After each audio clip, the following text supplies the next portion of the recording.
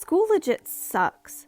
I swear, my civics teacher emailed my parents because I got a bad grade and was acting up in class, and now I can't play video games during the week. Today we're reading stories from r/EntitledKids. This next story comes from ournia. Entitled Kid steals my DS, then tries to sell it back to me. This is a story from when I was much younger, so I don't remember all the details incredibly well, but after reading things in these groups and listening to people like r/ on YouTube, I thought this would be worth a share. The conversations are definitely approximations to what happened. When I was in primary school, around year 4 to 5, I saved up all my pocket money and bought myself a brand new Nintendo DS, the original clunky silver one, and a couple of games, including Animal Crossing Wild World. Not hugely important, but oddly one of the details I remember most about this story because I loved that game, spent most of my time playing it, and was pissed about what happened to it. And a couple of others I still have lying around somewhere. Entitled Kid was a friend of mine at school. We would talk a lot about games and game consoles we wanted to play, so when I got my DS, he was understandably quite jealous, and would constantly tell me how cool it was that I had one, and how he wished his parents would let him get one so we could play together, rather than us taking turns for a bit. He had a person in my town so he could do things too. I like to think that I was relatively generous for a kid my age, that I was up for sharing it all, though I think that may have also been my mistake. One day after school, Entitled Kid comes over to my house and we spend the evening playing games on the PS2 and Animal Crossing on the DS. He was only there for a couple of hours, but when his dad turned up, he legged it to the door and was gone quite quickly.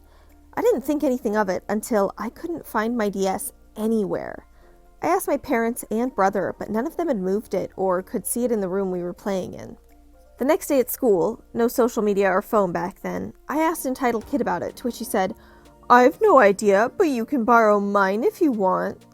I was a bit confused by this, but assumed he'd finally convinced his parents to get him one, so I said sure. He brings it in the next day, and it's immediately clear this is not a new console. It's mine.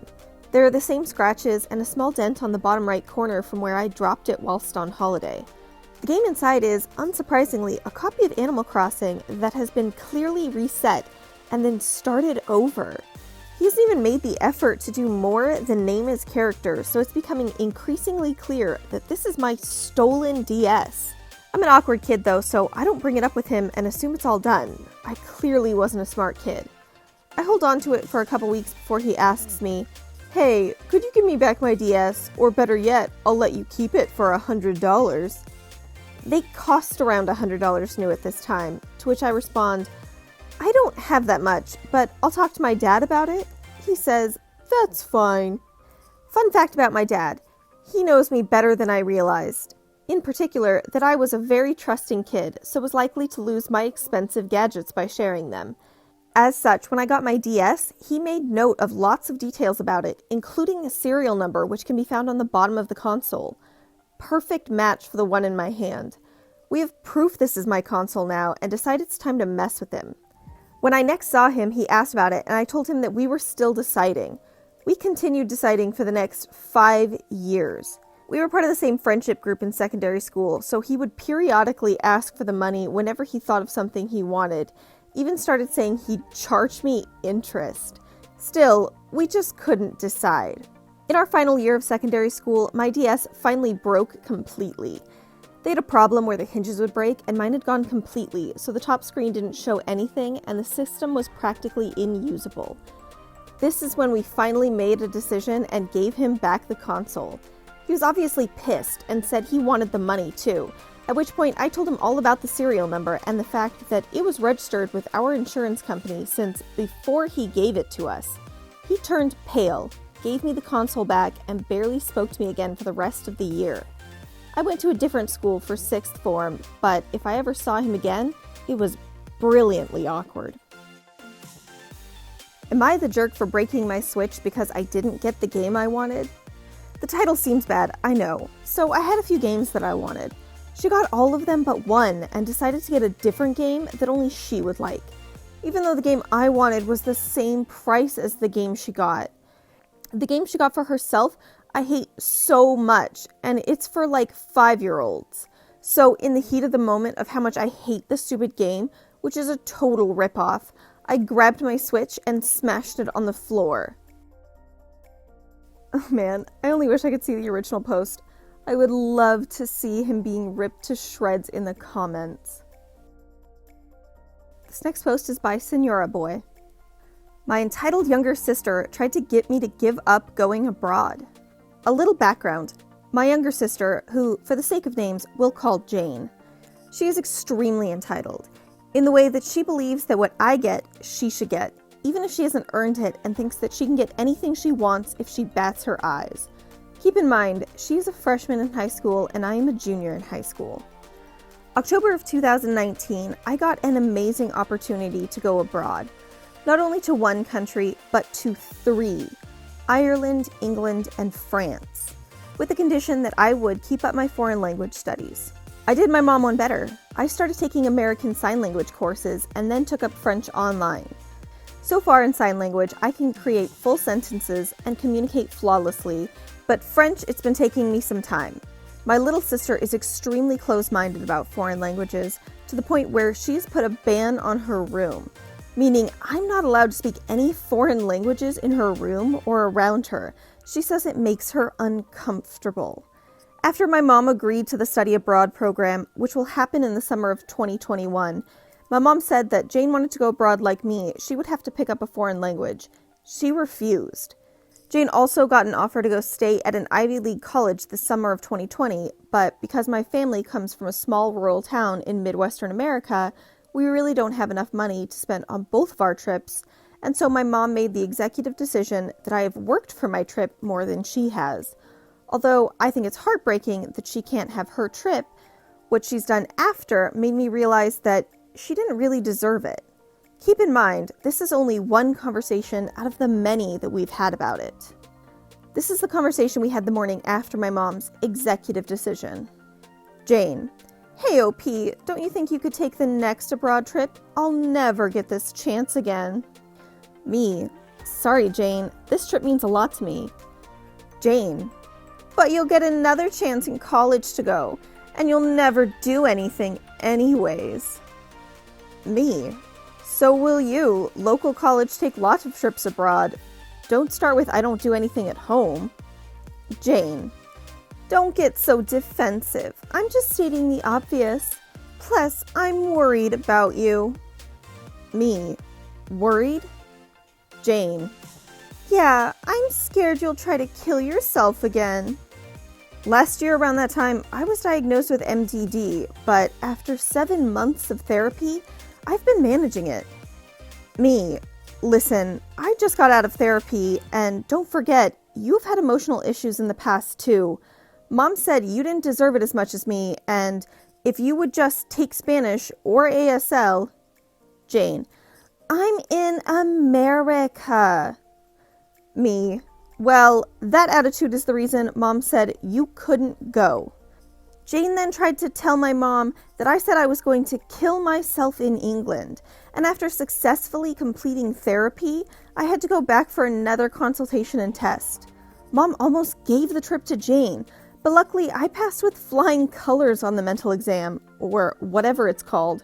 I'm still able to go on my trip, and every now and then she tries to persuade me to give it up.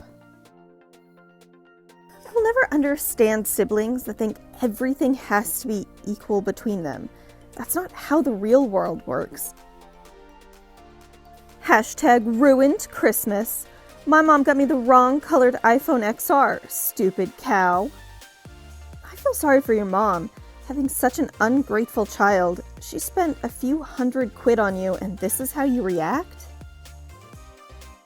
This next story is from Tales from the Deep. Entitled child tries to take my tablet. Okay, so to preface this, the college I go to has an open sub to everyone because it has fast food places in it. So often you will see parents and children getting food and sitting in the main area. This is where I was, eating Chinese and working on an art project on my iPad. I was at the table right next to the child, in one of those wall booth multi-table setups. This child was awful, like screaming and wailing and whatnot. I think his mother had a period of I give up moment because she got up to get food, leaving this 8-year-old alone. He was still being obnoxious, and I put in headphones to work. Suddenly, I see a hand grabbing at the corner of my tablet, and I jerk it away from it. The kid starts wailing and screaming, "Gimme!" Now, I don't really like children all that much, so I told him to leave me alone or go find his mom. He went quiet for a bit, probably shocked that someone had the audacity to tell him no. He grabbed the cord of my earbuds and yanked them out, which made me extremely pissed because I do not like children touching my stuff. I yanked it back out of his hands and told him to stop touching my stuff. Entitled kid, "But I want to listen." Me, "No, and I'm moving." I moved down a table and this little crotch goblin followed. Finally, his mother comes back and scolds him, but I don't think she's used to disciplining him or entertaining him. Entitled kid, "But I want to play on the tablet." Mother, "Then you ask, you don't yank." Entitled kid turns back to me and asks if he can have the tablet. I tell him no, and his eyes start tearing up and he turns to his mom in a panic. Entitled kid, "Mom, I want to play on the tablet. She said no." He screams this as if he's tattling on me. Other people have begun to disperse as the lunch rush ends, and it becomes pretty empty. The kid now has no entertainment from watching people and whatnot, pleads with his mother to just take it from me. This mom, not a Karen, but just rude altogether, turns to me and asks, "Can't he play for a bit?" Excuse me? Hell no, I'm not letting some greasy fingers touch my stuff. Again, I repeat, no, and continue with my art. Entitled kid, "Draw me something."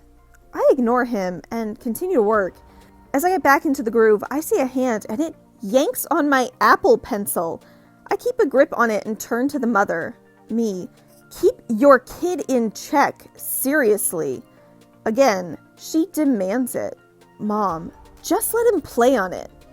I realize that my meal is ruined and that I would never get my stuff done, so I quickly pack up, snatching back the pencil he again tried to take off with. He started to wail, screaming that I was a mean lady and that he just wants art. I'm not this kid's babysitter. I'm not a nice person to people like this, and honestly, this one's actions were just awful. This kid's actions were even worse. Teach your kid to respect others' stuff. I see stories like this all the time, and I don't get it. I'm not a mother, but I don't understand the audacity of asking a complete stranger in public to let your kid play on their very expensive electronics. Of course the answer is no. And that's all the stories for today's video. Make sure to like this video and hit that subscribe button. See you guys next time.